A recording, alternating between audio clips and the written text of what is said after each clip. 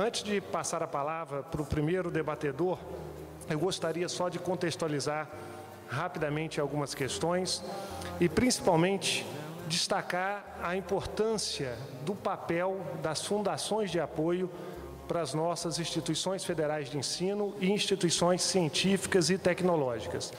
Particularmente como pesquisador que sou, tive também a oportunidade de ser dirigente da Fundação Arthur Bernardes, que atualmente é presidida pelo professor Daniel, que aqui se encontra, que é a Fundação de Apoio à Universidade Federal de Viçosa. Agora, recentemente, eu saí da Fundação e assumi a vice-reitoria da Universidade Federal de Viçosa, então eu já estive em todos os lados, né, dessa discussão. E, como pesquisador em particular, é importante destacar que a ciência, tecnologia e inovação, no Brasil, nós só conseguiríamos avançar com efetivo apoio e efetiva parceria das fundações com as instituições apoiadas. Infelizmente, ao longo dos últimos 3 anos, em muitos casos, as fundações sempre aparecem como vilãs da história, né? Muitos de nós aqui ficaram extremamente constrangidos em determinados momentos e, às vezes, não tínhamos aquele orgulho, né, de mencionar que éramos dirigentes de fundações, mas todos nós, felizmente, conseguimos reagir, conseguimos superar um momento bastante difícil e estamos aqui hoje para debater alguns temas que são extremamente importantes no contexto do avanço em ciência, tecnologia e inovação do país.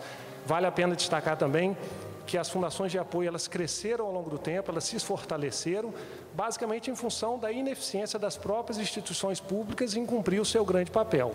Então, nós temos hoje uma máquina administrativa muito complexa no âmbito das IFES e das ICTs, e, em função disso, a pesquisa científica e tecnológica, em particular, depende de maneira muito expressiva desse suporte das fundações de apoio. Então, faço esse relato para que os membros do GAT, né, eles tenham essa percepção, né, da importância dessa parceria para as instituições federais de ensino superior, em particular, com as nossas fundações de apoio.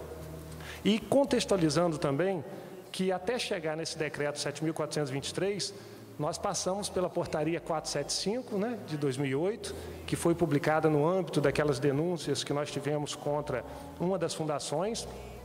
Tivemos também o acordo 2.731 de 2008 e desde a edição desse acordo nós percebemos que o MEC ele tem tentado regulamentar essa relação entre as fundações de apoio e as suas instituições apoiadas. Quem pôde participar desse processo presenciou que, num primeiro momento, o MEC basicamente transcreveu ipsis verbis o acordo 2.731, ou seja, nas regulamentações iniciais se baseava única e exclusivamente no acordo do TCU. Com o passar do tempo, foi ocorrendo um processo de negociação e, no ano passado, em particular, nós conseguimos um bom êxito com a Andifes, porque, num primeiro momento, a Andifes, ela se omitiu nesse processo, né? Acho que uma grande decepção de todas as fundações, quando ocorreu aqueles problemas em 2008, foi que nós não tivemos o apoio de quem nós esperávamos ter, né? Que eram os reitores das nossas universidades, que são, né, as maiores beneficiadas da atuação das fundações de apoio. Mas, felizmente, no ano passado, nós passamos a ter uma relação muito grande com a Andifes. Algumas inserções nesse decreto 7.423 foi fruto dessa parceria que nós tivemos com a Andifes, que intermediou todo o processo de negociação entre o CONFIS e entre o MEC-MCT.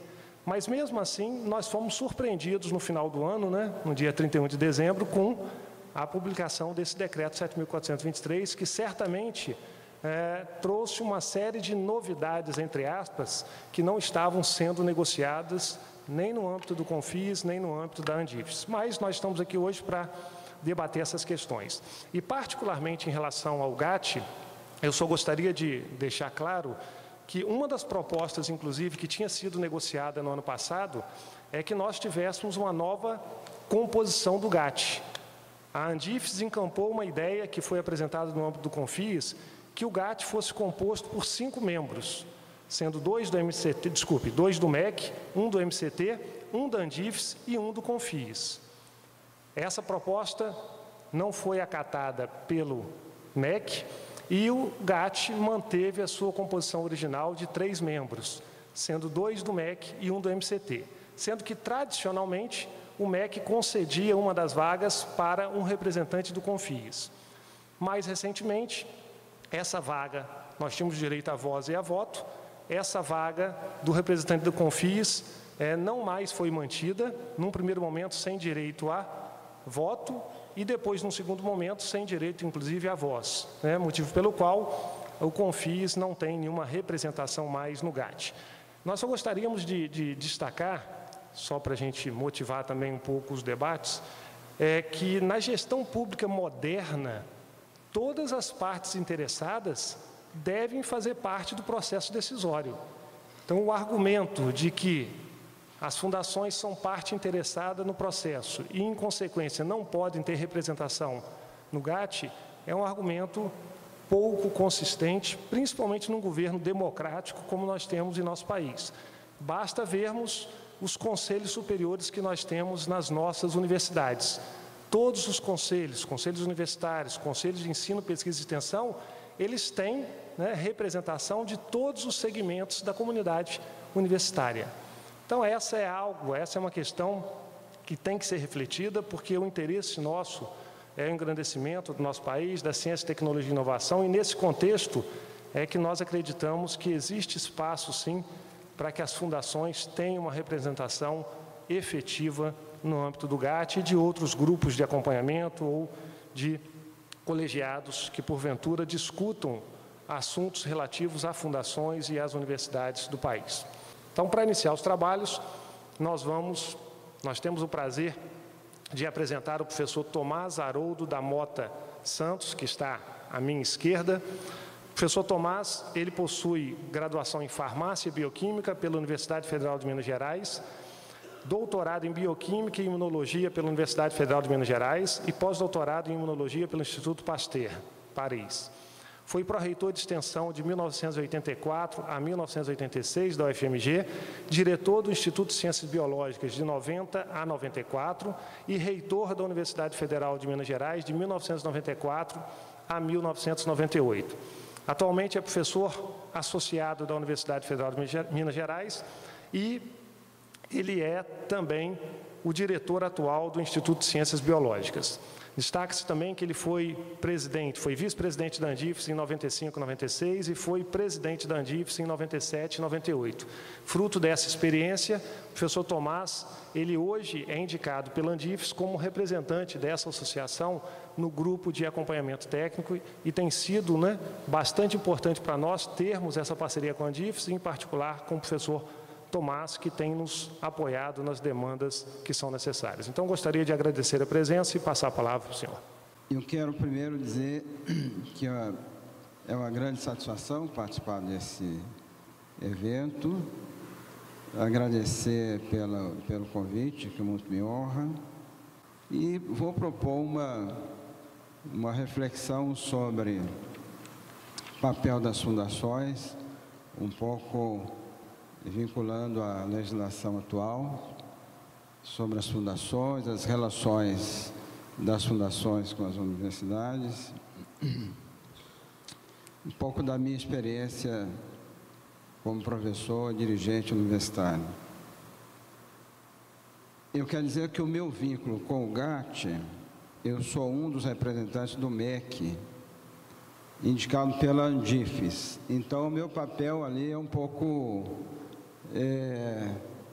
enfim, meio lá, meio cá, de certo modo ligado a uma função, que é a função de Estado, o GAT, mas representando uma instituição, uma instituição de dirigentes universitários, que é a Andifes. Eu vou falar aspectos mais gerais do problema do credenciamento, das fundações, etc., e os aspectos técnicos, então, ficariam então a cargo da doutora Priscila, que nos coordena, e do doutor Rodolfo. Então, a minha comunicação é, nesse sentido, uma comunicação livre, é muito opinativa, não representa, nesse sentido, embora a rigor, em algumas coisas não haja aqui uma divergência, mas quem fala pelo GAT, nesse contexto, é a doutora Priscila. Eu selecionei alguns pontos aqui para minha reflexão. O primeiro dele foi uma busca de um conceito de fundação na lei e no decreto. Então, diz assim, o artigo 1º, não vou ler ele exatamente, mas as IFES podem celebrar convênios com fundações instituídas para apoiar projetos acadêmicos, tais, e desenvolvimento institucional. O decreto fala em caracterização. Entre outras coisas, a fundação é condicionada a prévio registro e credenciamento. Então, conceito propriamente não há, há caracterização e há uma autorização de funcionamento. É isso que diz. Bom, a FINEP e as agências podem realizar convênios, contratos com a finalidade de apoio às IFES e ECT. Pode fazer convênio com as fundações de apoio. Na negativa, o indeferimento de pedido de renovação ou credenciamento ou expiração de validade do certificado da fundação impedem a realização de novos projetos com a instituição apoiada. Quer dizer, um pouco no conceito que está na lei é mais operacional e essencialmente restritivo, né? Nós sabemos, já foi mencionado pelo professor Demétrio, o contexto em que essa legislação mais recente se elaborou.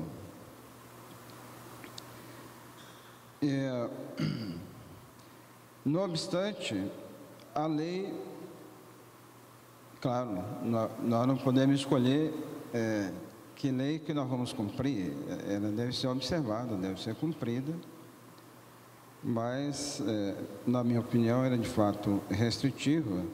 No obstante, dá uma certa segurança para o funcionamento das universidades, né? Dá a reta por onde, então, as fundações devem funcionar.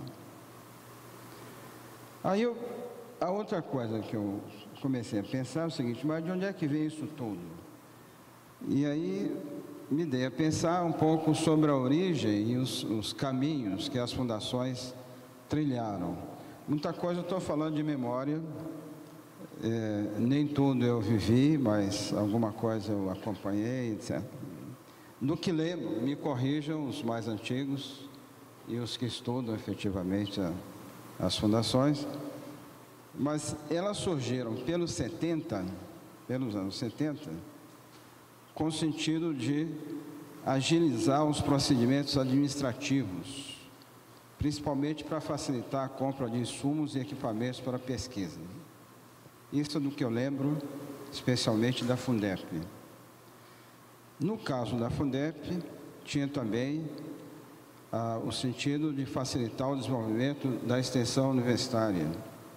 E ainda, no âmbito da universidade, facilitar a implantação de projetos inovadores, tanto na área da pesquisa, como na área da cultura.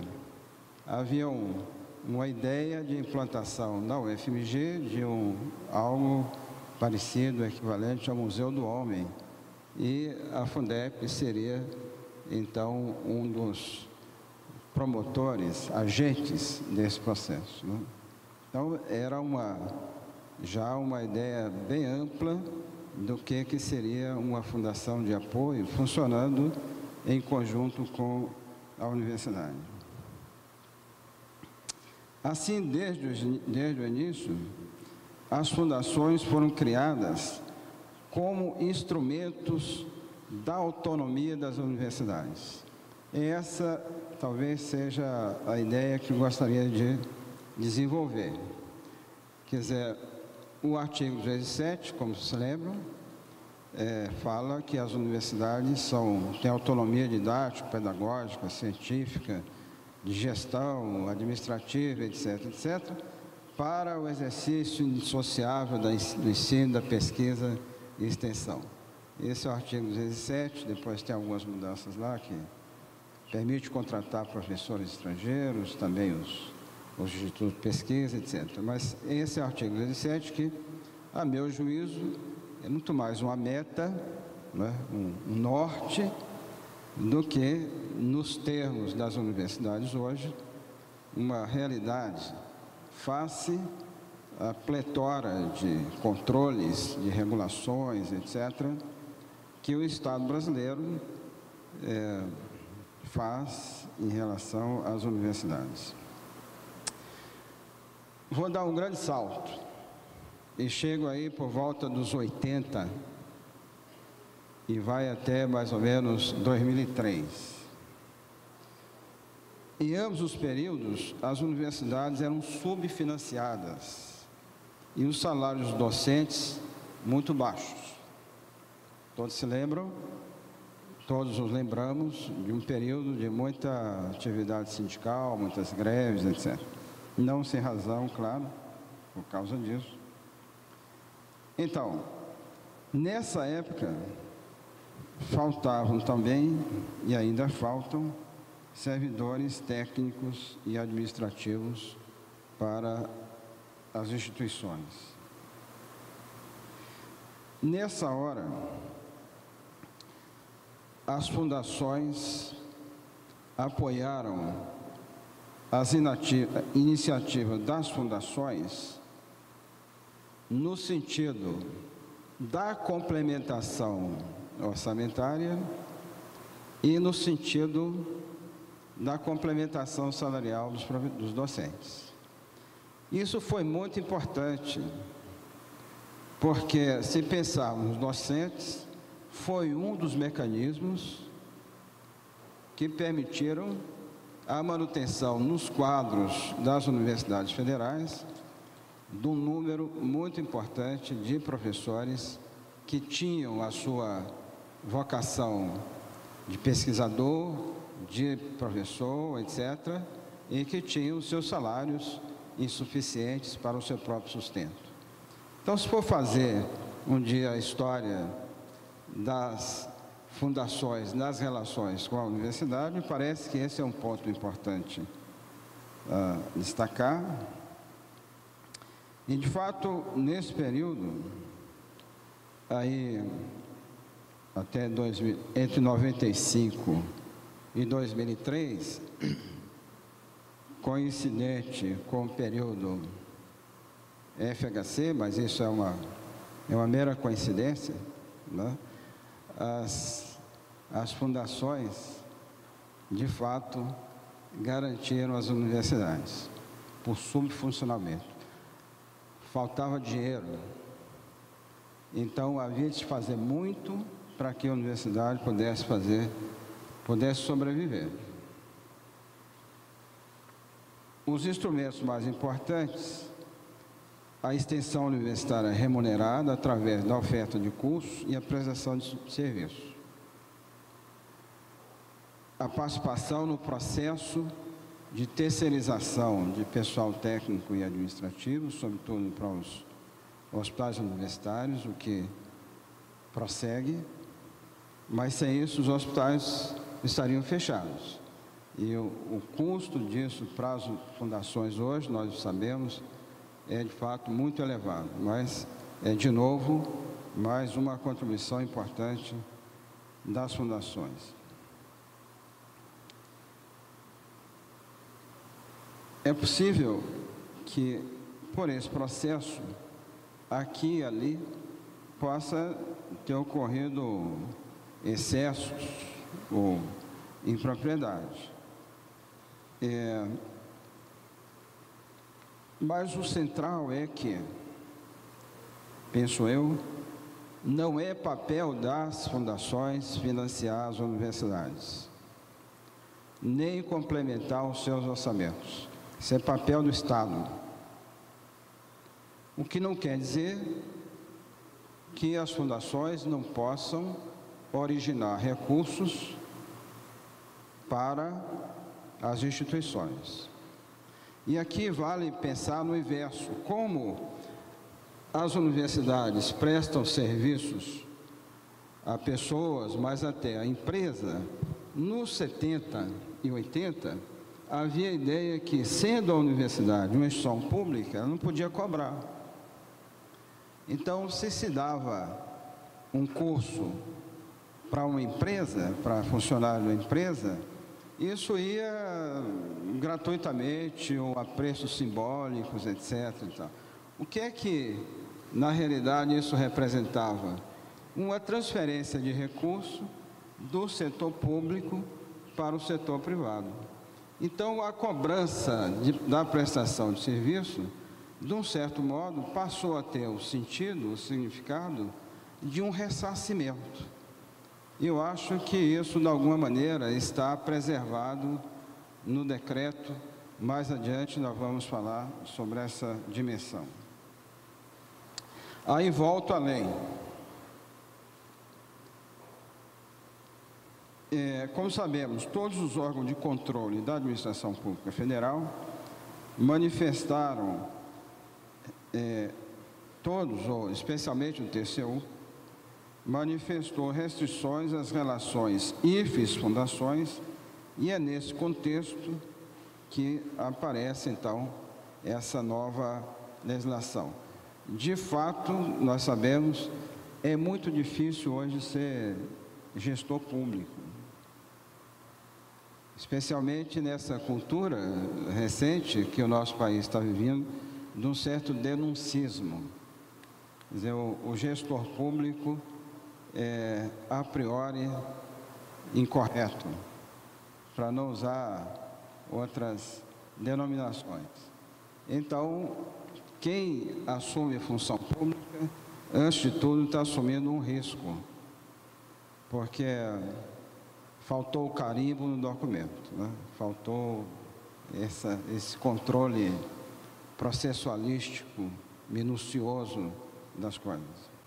Nesse ponto, podemos concluir que as IFES e ICTs, fundações, podem desenvolver relações de cooperação para o desenvolvimento de projetos acadêmicos e desenvolvimento institucional. As agências de fomento podem realizar convênios com as fundações, desde que previamente credenciadas.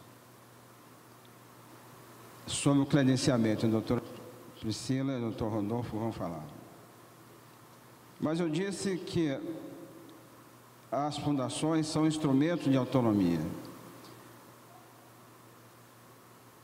A universidade é autônoma e, como autônoma, cabe a ela também desenvolver os mecanismos de autogestão e de autocontrole. Me parece que esse é um ponto importante nas relações das universidades com as fundações. Quero dizer, antes que os órgãos de controle cobrem da universidade, ela própria, a universidade e as fundações, sendo a universidade autônoma, há de criar os mecanismos próprios de seu autocontrole, como parte da autogestão. Antes que alguém cobre, a universidade e as fundações podem estabelecer regras próprias de relação interinstitucional. Há alguns aspectos mencionados sobre isso. Primeiro, o sentido do controle finalístico das fundações pela IFES. Depois, o decreto explicita na forma da representação majoritária da IFES no órgão dirigente da fundação. Depois, estabelece a necessidade de uma norma própria que regule a relação IFES-fundação e ainda a aprovação e avaliação do relatório de gestão da fundação. Nós podemos ver isso de mais de uma maneira.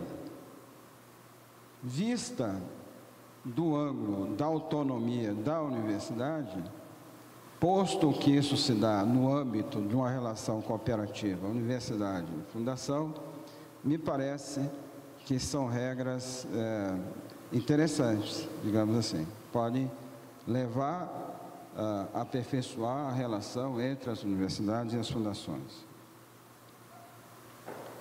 Além disso, estabelece diretrizes, especialmente a que orienta no sentido da cooperação em projetos de desenvolvimento institucional, que a relação entre a Fundação e a Universidade leve em conta o plano global de desenvolvimento institucional da respectiva instituição. E, no artigo, parágrafo 1º do decreto, diz que deve haver incorporação à conta de recursos próprios da instituição apoiada de parcela de ganhos econômicos decorrentes dos projetos de que trata o parágrafo 1º. Agora, citei o parágrafo, não o artigo. Artigo 3º, 4º, não sei do decreto. Bom, aqui vem uma coisa prática, eu acho. Que o parágrafo 1º diz assim: os projetos desenvolvidos com a participação das fundações de apoio devem ser baseados em plano de trabalho no qual sejam previamente definidos. E mais adiante, o texto que eu li antes faz referência a esse parágrafo 1º do artigo 3º, 4º, não sei.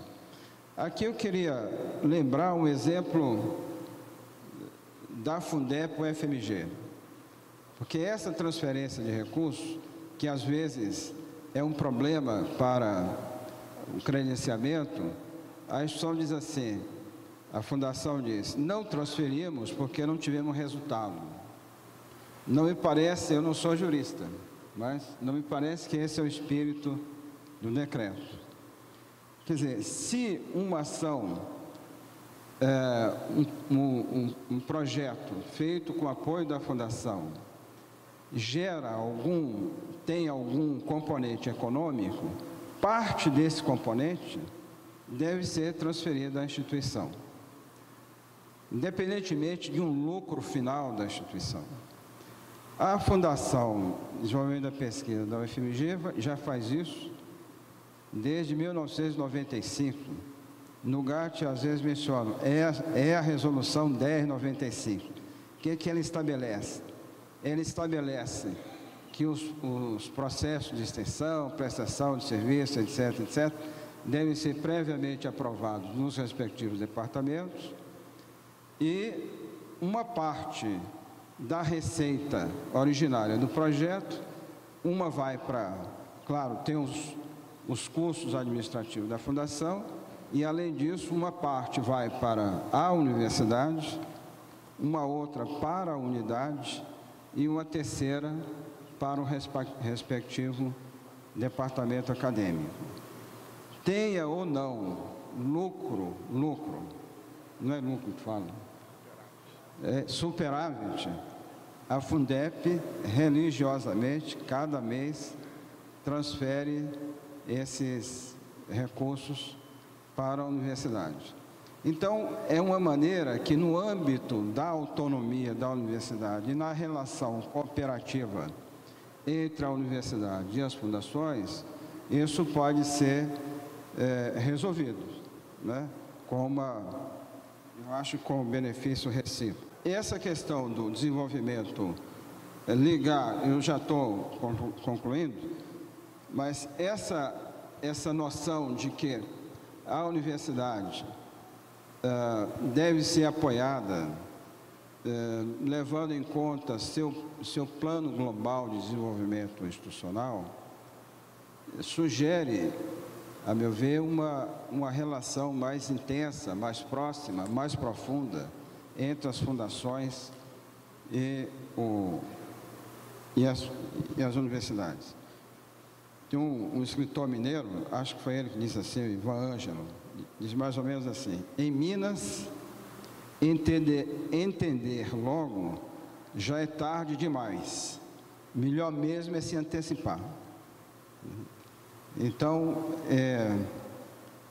nessa perspectiva, se as fundações são instrumentos da autonomia das IFES, penso que, mais que cumprir as determinações literais da lei, é necessário um aprofundamento das relações das fundações com as IFES, buscando, em especial, uma integração e apoio aos planos globais de desenvolvimento institucional das universidades. Então, essa é a reflexão que lhes trago, falando, portanto, do seguinte lugar.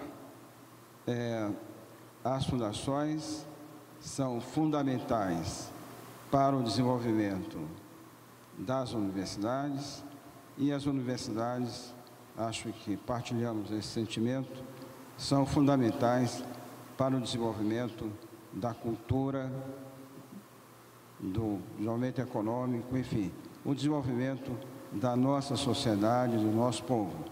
Então, em compartilhamento com essa ideia, esse é também o papel das fundações, o desenvolvimento do nosso país, né, numa ação conjunta, parceira, com as instituições federais de ensino superior, com as instituições públicas dos sistemas estaduais e com as instituições de ciência e tecnologia brasileiras. Muito obrigado. Muito obrigado, professor Tomás. Fez um histórico aí de todo esse processo dessa relação entre as fundações e as universidades, resgatando, inclusive, a missão inicial, né, das fundações de apoio. E antes de passar a palavra para a doutora Priscila, só gostaria de destacar que, na realidade, nós, e me considero ainda como representante das fundações, muitas vezes ficamos em situações muito delicadas, né? Nós, normalmente, somos o elo mais fraco dessa corrente, né? E, muitas vezes, o que a gente percebe também é que os marcos regulatórios, as diretrizes, né, que tem, por exemplo, são induzidas normalmente pelo MEC, pelo MCT, às vezes nos colocam também num conflito muito grande com outro órgão, que é o Ministério Público. O Ministério Público é que faz, nós não podemos esquecer, o velamento de todas as fundações, e o Ministério Público coloca de maneira bem categórica que as fundações não podem ser pura e simplesmente departamentos das universidades, onde as universidades tenham ingerência total e restrita. E o que a gente percebe, por exemplo, quando a gente verifica no marco regulatório que há necessidade de que metade do Conselho Superior das Fundações seja indicado pelo colegiado, pelo Conselho Superior das Universidades, isso gera uma possibilidade de conflito, inclusive com o Ministério Público. Nós já tivemos casos aqui nesse evento do Confis, né, onde isso ficou muito claro, quando nós tínhamos uma série de procuradores, né, e presentes no nosso evento. Mas só para a gente estimular o debate mais na sequência. Então, gostaríamos agora de passar a palavra para o doutor Rodolfo de Carvalho Cabral. A doutora Priscila vai fechar os trabalhos. O doutor Rodolfo, ele é consultor da Coordenação Geral de Legislação e Normas da Educação Superior, CESU/MEC, é graduado e mestre em Direito pela Universidade Federal de Pernambuco, foi professor substituto da Faculdade de Direito da Universidade Federal de Pernambuco. Então, com a palavra, doutor Rodolfo de Carvalho Cabral. Alô, boa tarde. Cumprimento o professor Demetrios, aqui pelo mediador da mesa, o professor Tomás, a Priscila. Cumprimento os presentes, várias caras conhecidas que já conversamos lá no MEC, já recebi várias pessoas que estão aqui. Eu vou falar um pouco da parte geral do credenciamento e do funcionamento do grupo de apoio técnico, né, e depois os requisitos propriamente ditos do decreto 7423, vai ser a doutora Priscila que vai detalhar aqui para a gente. A própria questão do registro de credenciamento das fundações, né, ela é tratada na própria Lei 8958 de 94, né, que no artigo 1º ela fala que as IFES e demais ICTs poderão realizar convênios e contratos por prazo determinado com fundações instituídas com a finalidade de dar apoio a projetos de ensino, pesquisa e extensão e de desenvolvimento institucional, científico e tecnológico, inclusive na gestão administrativa e financeira, estritamente necessária à execução desses projetos. E aí no artigo 2º ela fala, traz alguns requisitos para a caracterização da fundação, né? Ela fala que devem estar constituídas na forma de fundação de direito privado, sem fins lucrativos, regidas pelo Código Civil Brasileiro e por estatutos, cujas normas expressamente disponham sobre a observância dos princípios da legalidade, impessoalidade, moralidade, publicidade, economicidade e eficiências, e sujeitas, em especial, né, e aí no inciso terceiro ele fala, né, ao prévio registro e credenciamento no Ministério da Educação e do Desporto e no Ministério da Ciência e Tecnologia. Então, foi a partir dessa previsão legal, né, que surgiu, né, essa necessidade, né, do registro e credenciamento das fundações junto ao MEC-MCT. Né, e foi então que foi criado o grupo de apoio técnico. Né, então, o grupo de apoio técnico, que é a instância do Ministério da Educação e do Ministério da Ciência e Tecnologia. Né, o grupo, a composição do grupo, hoje em dia, eles são 3 membros, é composto por 3 membros, são 2 membros indicados pelo Ministério da Educação, né, e um membro indicado pelo Ministério da Ciência e Tecnologia. Né, um membro do Ministério da Educação é a doutora Priscila, né, e o outro membro é o professor Tomás, né, que foi uma indicação que o MEC cedeu à Andifes, a Andifes indicou o professor Tomás para participar dessa instância. Né, no âmbito do Ministério da Ciência e Tecnologia, hoje em dia quem está representando o MCT é a doutora Meire, né, que é lá da consultoria jurídica do Ministério. Né, então, primeiramente sobre a composição, né, já adiantando algumas divergências, alguns debates que a gente vem tendo, né, sobre a questão da composição dos conselhos. Né, na verdade, o que aconteceu no âmbito da participação do CONFIES no GAT foi uma adequação, né, dessa instância às demais instâncias colegiadas que funcionam no âmbito do Ministério da Educação. Né, então, a gente tem vários grupos de trabalho no MEC, por exemplo, o grupo do SEBAS, de certificação de entidades de beneficência e assistência social. Né, só vou citar, por exemplo, que você tem a participação de vários setores, né, mas que há uma diretriz de não ter a participação direta dos membros interessados nas deliberações que são tomadas. É uma forma de uma forma que do grupo ter uma maior liberdade, um maior espaço de debate, né? Mas a gente não entende que isso, de qualquer forma, afete a transparência do grupo. Né? Os membros do GAT estão sempre à disposição de receber as fundações. Eu tenho certeza que nenhuma fundação aqui deixou de ser recebida no MEC, de tirar dúvidas, de discutir qualquer ponto de interesse da fundação, que tivesse havendo algum tipo de divergência com o GAT.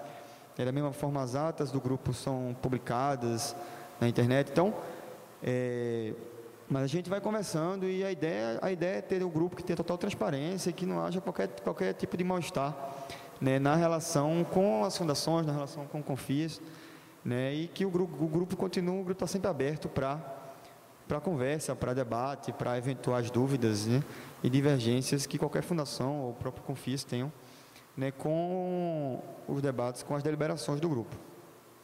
Então, sobre o funcionamento, né, o GAT ele não é uma instância permanente, né, ele não é um órgão permanente do âmbito dos ministérios. Na verdade, é uma instância de deliberação, uma instância específica para a deliberação sobre os pedidos de credenciamento e recredenciamento das fundações. Né, então, ele funciona a partir de reuniões, em geral são reuniões bimensais, né, são seis reuniões ordinárias por ano, e também às vezes a gente tem reuniões extraordinárias quando a demanda tá maior, né. Esse ano aí com o decreto a gente teve demanda bem grande lá no grupo, né, e de fazer reuniões extraordinárias. Né, então são reuniões, o grupo se reúne, né, passa um dia inteiro de reuniões, passa o dia inteiro em reunião, analisando os processos, os pedidos que chegaram, né, das fundações. Né, esses pedidos, cada membro do grupo ele analisa o processo, né, a gente tem um checklist, algumas fundações já tiveram acesso, a gente caminha esse checklist, né, que é a listagem de documentos que são exigidos pelo decreto, uma sistematização, e cada membro vai marcando no checklist a presença ou não daquele documento no processo, e se aquele documento cumpre ou não com as determinações legais. Né? Então, e aí, havendo alguma divergência, alguma dúvida sobre aquele documento, aquele processo ele é sempre relatado para os demais membros e e aí chega-se à deliberação, né, primeiro resultado da análise daquele processo. Então, as deliberações do grupo, né, a gente tem 4 deliberações específicas. A primeira dela, quando chega o pedido, é a diligência. Então, nossa ideia aqui com esse debate de hoje, com os esclarecimentos, é que essas diligências diminuam, tanto para a gente quanto para vocês também. Bastante trabalho aí que vem gerando as diligências, porque geralmente são questões justamente de interpretação, do decreto, que às vezes não há tanto esclarecimento. Então, sendo constatado que faltou algum documento naquele processo, a ausência de algum documento exigido pelo decreto, no pedido que foi encaminhado pela Fundação, o pedido é decidido como diligenciado. Então, é feito um ofício, o ofício é enviado para a Fundação, dando um prazo de 30 dias para a resposta, de 30 dias para o encaminhamento dessa documentação complementar. E nesse ofício é explicado o porquê daquele documento que foi enviado não cumpre, ou esclarecendo o que é que deve conter nesse documento a ser reencaminhado pela Fundação. A Fundação, recebida essa documentação é juntada ao processo e na reunião subsequente do GAT, ele é novamente analisado. Então, estando o processo totalmente instruído, com toda a documentação pertinente, passa-se a deliberação propriamente dita, sobre o mérito daqueles documentos. Então, aí o GAT pode deliberar pela não aprovação do pedido, nesse caso, ou pela aprovação, ou ainda pela aprovação com condicionante. Então, primeiramente, sendo aprovado esse pedido, o grupo vai elaborar uma informação, um relatório, relatando o processo, esclarecendo os documentos que constam no processo, e vai ser publicada a portaria interministerial, com o credenciamento ou recredenciamento da Fundação. No entanto, alguns documentos, a gente sabe a dificuldade, às vezes, principalmente no cumprimento das diligências, de Fundação, às vezes, não depende apenas dela, depende de documentação da instituição apoiada.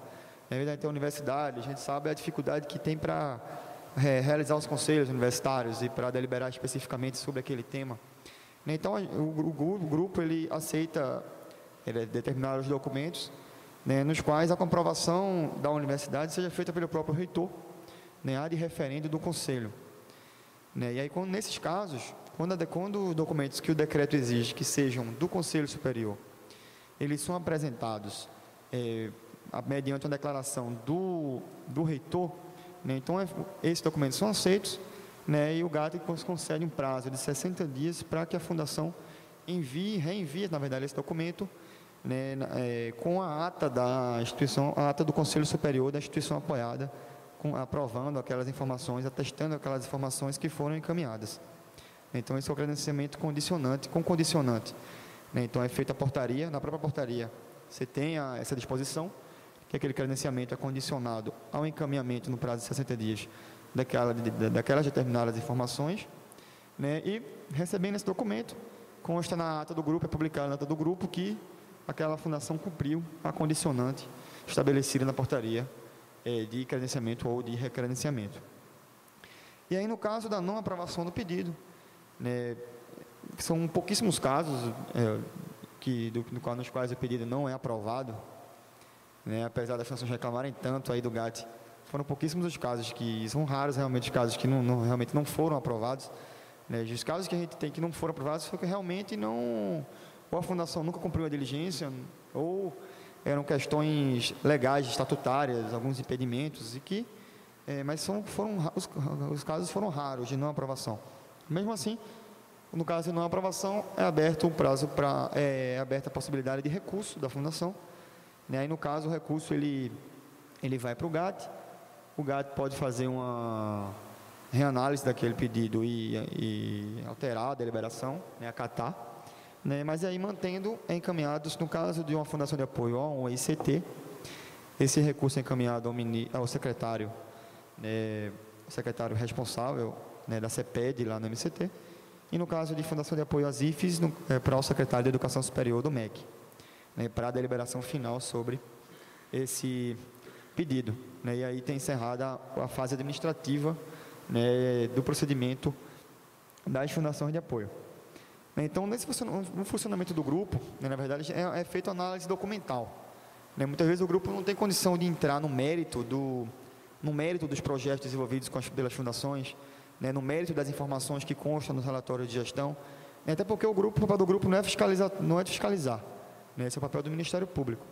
O papel do GAT é analisar se a documentação que é exigida pelo decreto 7423, se aquela documentação está presente nos autos, né, e se cumpre com esses requisitos. Né, então, o GAT ele não fiscaliza, ele não vai fazer questionamentos sobre as demonstrações contábeis da fundação. Né, na verdade, é o papel fiscalizatório do próprio Ministério Público sobre esses assuntos. Então, esclarecidos a questão de funcionamento, de estrutura do grupo, né, a gente vai começar a entrar um pouco na questão da regulamentação dos pedidos de registro e credenciamento. Né, então, a gente teve o acórdão TCU, o acórdão 2731 de 2008, né, o famoso acórdão TCU sobre as fundações de apoio. Né, e esse acórdão, ele trouxe vários desafios, né, tanto no âmbito das fundações, com certeza, né, como também no âmbito da administração pública, no âmbito do MEC, de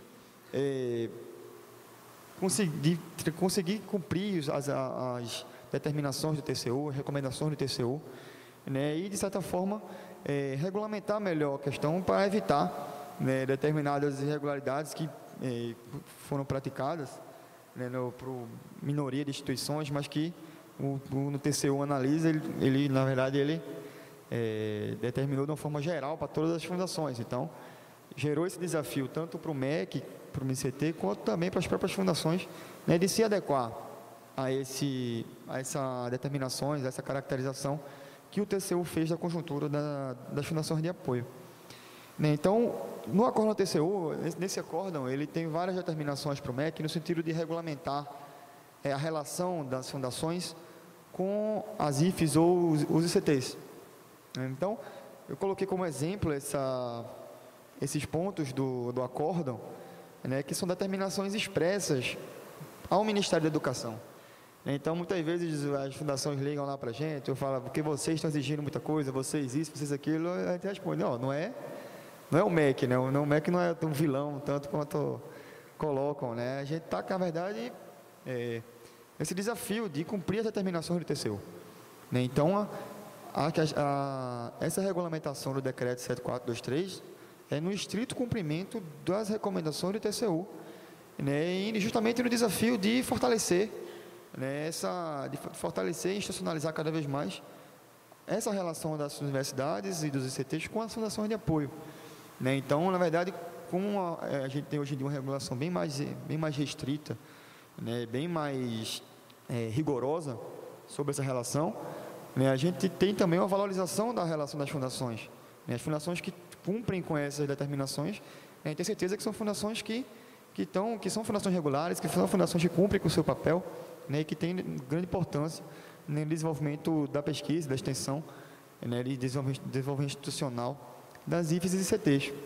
Né, então, a gente tem, por exemplo, essas questões várias inovações que foram trazidas pelo decreto 7423, em comparação com a portaria 3185, né, que era o que trazia os requisitos para o credenciamento. Essas inovações são todas determinações do TCU.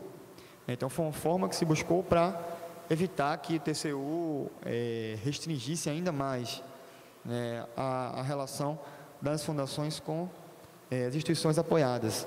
Né? Então, são requisitos geralmente de individualização de projetos, não são a aprovação dos projetos então, as fundações hoje em dia elas têm que comprovar, né, que aqueles projetos que foram desenvolvidos com a instituição apoiada foram todos aprovados pela instituição. Né? Ela tem que também enviar uma avaliação de desempenho, né? O doutor Priscila vai detalhar melhor depois, mas assim, a avaliação de desempenho realizada pela instituição apoiada. Né? Então, dessa determinação do TCU que foi elaborado o decreto 7423. Né? Então, todos esses requisitos foram no estrito cumprimento desse acordo, né, determinação do TCU, e não a desconfiança do MEC, qualquer tipo de questão do MEC com as fundações, né, foi justamente o contrário, na verdade. Então, a partir desse decreto, né, foi realizada no âmbito do Ministério da Educação, né, a Agenda da Autonomia.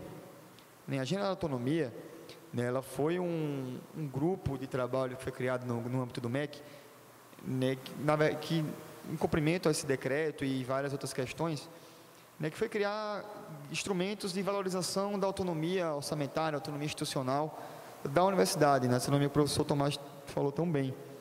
Então, no âmbito da Agenda da Autonomia, foram elaborados, né, o decreto da carreira docente, né, o decreto da extensão, né, e também o decreto do registro e credenciamento das fundações de apoio.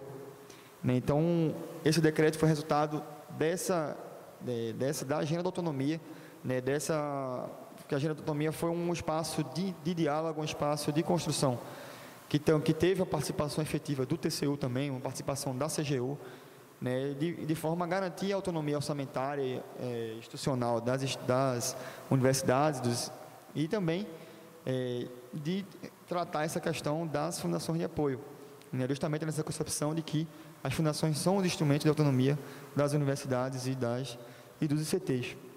Né. Então, o decreto também estabeleceu que a qualificação de uma fundação como uma fundação de apoio, né, ela é vinculada, ela é condicionada ao prévio registro e credenciamento junto ao grupo de apoio técnico MEC-MCT.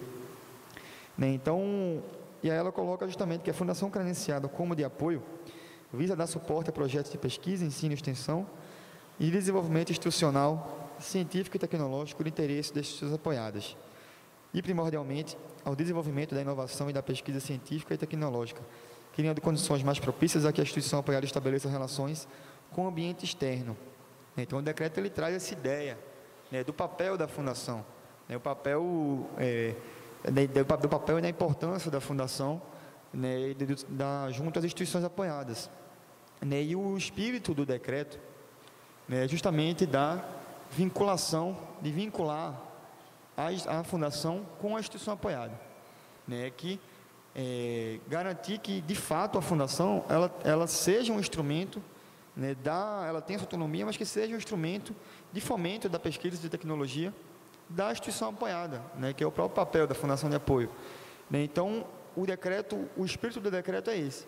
Né, então, é a partir disso que veio a questão da formação do conselho, né, que anteriormente a instituição apoiada ela tinha que comprovar a indicação de mais de 1/3 dos membros do Conselho Superior da Fundação. Hoje em dia, é de mais da metade. Né? Então, foi justamente nesse sentido, de vinculação da Fundação com a instituição apoiada. Né? Então, evitar que você tenha uma fundação criada, como em alguns casos, que a fundação era criada para prestar apoio a qualquer instituição, um fim indeterminado. Né? Então, trazer esse papel cada vez mais de vinculação de uma fundação com uma instituição apoiada, seja ela uma universidade federal, seja ela um ICT. Então, foi essa a ideia da Agenda da Autonomia, né, e foi nesse sentido que foi elaborado o decreto 7423 de 2010, né, que foi publicado em 31 de dezembro de 2010 e que trouxe os novos requisitos e que trouxe novas exigências, né, para a aprovação para o registro e credenciamento das fundações de apoio. Né, então, esse foi um quadro geral no qual foi elaborado o decreto 7423, né, também esclarecidos aqui o funcionamento do grupo de apoio técnico, a própria natureza do GAT, né, mas a gente passa agora para a questão propriamente dita das exigências e dos requisitos que foram trazidos pelo decreto. Eu passo agora para a doutora Priscila. Obrigado pela atenção.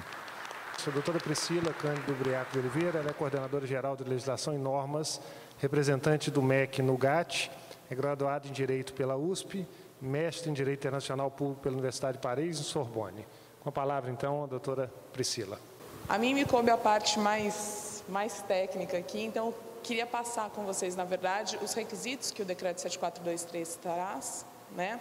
Como o Rodolfo falou, os processos são analisados nas reuniões do GAT por meio de um checklist documental. Então, nós vamos analisando os documentos que vocês enviam, eles são transformados num processo, nós vamos analisando este processo e checando se esses documentos estão presentes e se eles são comprovados na forma como o decreto exige, né?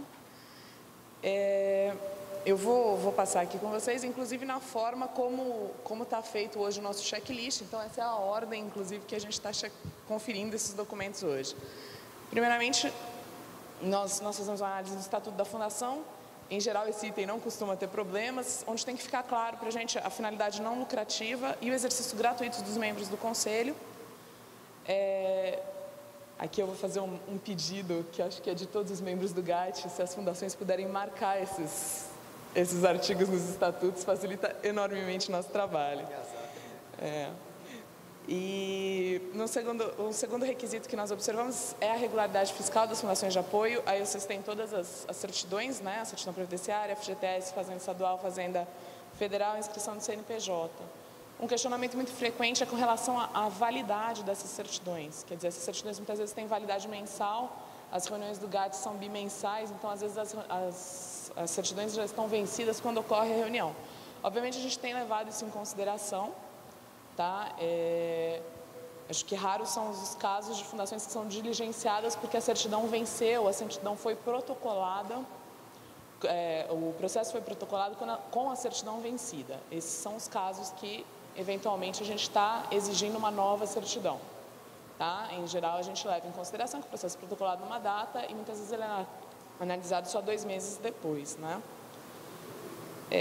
O terceiro requisito que a gente analisa é a composição dos órgãos dirigentes da Fundação, né? Isso foi uma inovação do decreto, que passou-se de 1/3 a exigir mais da metade dos membros do Conselho indicados pela instituição apoiada. O que o GAT tem considerado como um documento que comprova isso hoje é uma ata do Consune indicando esses membros para compor o Conselho da Fundação. Tá? Além disso, se acrescenta